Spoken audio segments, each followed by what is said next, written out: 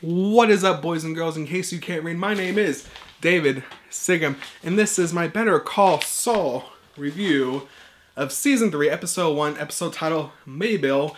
Let me get into the rundown of what happened in this episode really quick. We had a cold opening like we had in we had to start the series and like we had to open Season 2 of Jimmy working as a Cinnabon manager at a mall, and he has a boring day, a mundane day. He eats lunch. He's just the average, middle-aged Cinnabon manager. He's a kid trying to steal some video games. He reluctantly turns that kid into the police.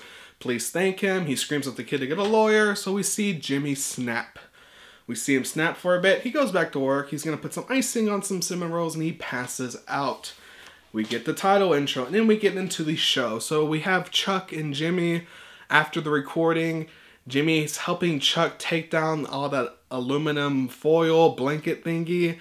And then they have like a little brother moment, where Jimmy sees that Chuck generally does care about him.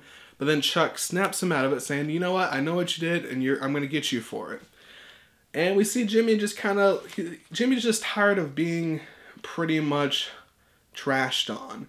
Jimmy's tired of being thought of as a low, slimy, low quality guy.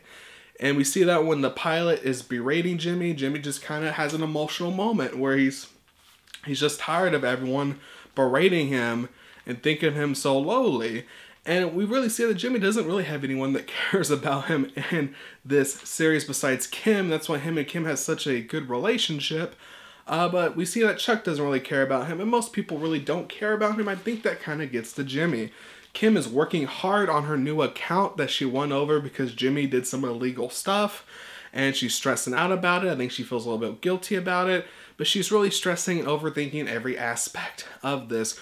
We have Chuck, who has a tape. He shows the tape to Howard. Howard's like, you can't use this tape in court, and you can't take this tape to the bank to get the account back. So what's the point of the tape? Chuck says he has an idea. We did not see that idea in this episode, but we did see Chuck snap at his assistant for accidentally playing the tape. I don't know if that's going to go anywhere, but we really do see the side of Chuck that he is fake, he is phony, he's just a very mean person. And I think we saw that come out when he screamed at his assistant. And Michael, of course, Michael's usually the big, interesting guy in this show. He's the one that takes us to the action of Breaking Bad every single episode of Better Call Saul. And he did it again. He was going to he left off where he was assassinating a guy and he got caught. Well, he got caught. He drove the car out. He took the car apart, every single piece apart, to try to find out where they put the tracking device in his car. He couldn't figure out. But then he did figure out last second. They put in the gas cap. And he went to his house, took out his gas cap for his personal car, found the tracking device there, talked to a friend, got his friend to pretty much get the same tracking device. He played around with it and set up a plan to catch the guy who put the tracking device in his car, and then we end where he's hunting the guy down with a gun. So it looks like Michael is going to kill or capture the guy who's tracking him down to get some answers, or just to, I guess, see what's going on, or to get revenge. Who knows? That's where we left off. Overall, I really did enjoy this episode. I enjoyed most of Better Call Saul episodes. I'm excited to be back into that season of where we get good TV coming back. And this is a great TV show. If you haven't watched it, but you are a Breaking Bad fan, I highly recommend you watch it. Because if you're a Breaking Bad fan, this just extends the Breaking Bad universe. And it's a very entertaining show. It is slow at points, but it's slow in a good way. You enjoy the slowness of it. It's not boring. It's very enjoyable how slow the show is. And that's why I think it's one of the better shows on TV, because of how slow and artistic the storytelling is versus other shows. Overall, I enjoyed this episode. I enjoyed to see what might happen next episode. I saw we have a guest appearance. I don't want to spoil who it is.